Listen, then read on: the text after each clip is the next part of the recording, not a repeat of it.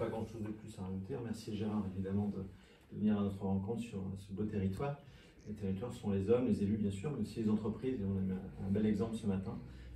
C'est d'ailleurs une mission confiée par la Constitution au Sénat, représenter les territoires. Et la richesse d'un territoire sont aussi les entreprises.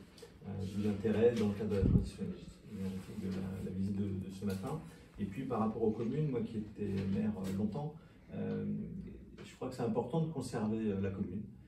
Parce que sur le plan étymologique, la commune, c'est une communauté de destin, de partage, d'échange sur une vision commune, sur voilà, des projets partagés avec les citoyens. Et c'est la bonne dimension. Et d'ailleurs, quand on regarde les niveaux de participation aux différentes élections qu'évoquait Gérard, s'il est un niveau qui mobilise encore, c'est la commune, ce sont les élections municipales, avec la présidentielle bien sûr.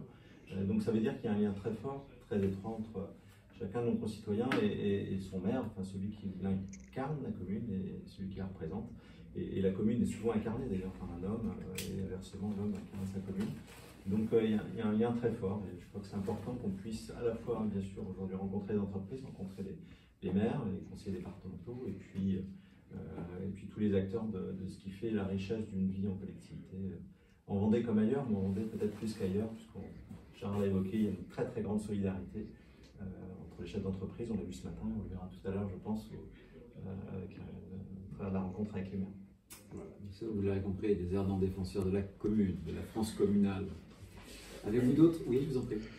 Alors, une petite question sur la fiscalité. Sur le terrain, quand je vais voir des collectivités ou le département, un des reproches qu'on entend le plus, c'est d'avoir l'impression de s'être fait confisquer la fiscalité ou une partie de la fiscalité par l'État.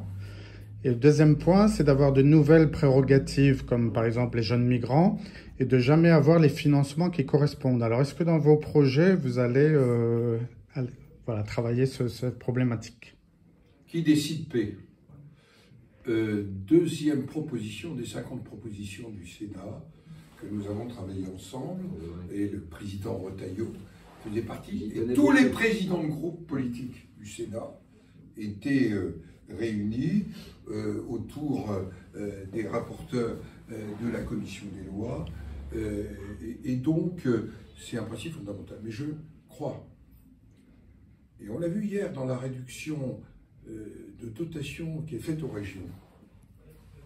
Certains disent, mais c'est pas gigantesque, mais quand même 160 millions, alors qu'on leur donne des compétences.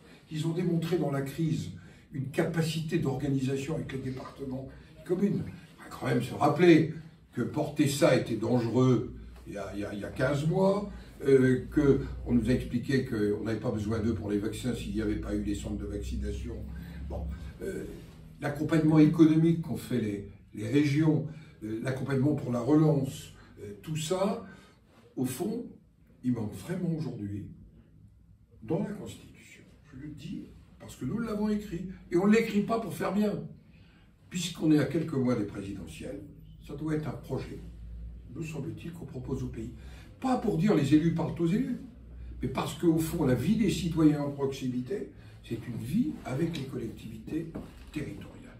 Donc sur ce sujet, il y a un manque que vous ne trouvez pas dans le projet de loi 3DS. Il n'y a aucun volet financier. Et c'est vrai qu'on a confisqué la décision au travers de la taxe d'habitation du levier, qui était, quoi qu'on en dise, encadré d'ailleurs. Les impôts de production, c'est une très bonne chose pour la compétitivité des entreprises, mais au fond, ça réduit encore la capacité d'arbitrage et de choix des collectivités territoriales. Et il y a une manière très simple de recentraliser, c'est en fait de retirer tout pouvoir fiscal aux collectivités. Pas d'autres Voilà, points. je pense qu'on va... On fera au micro. Au micro, oui. Pardon. Ah.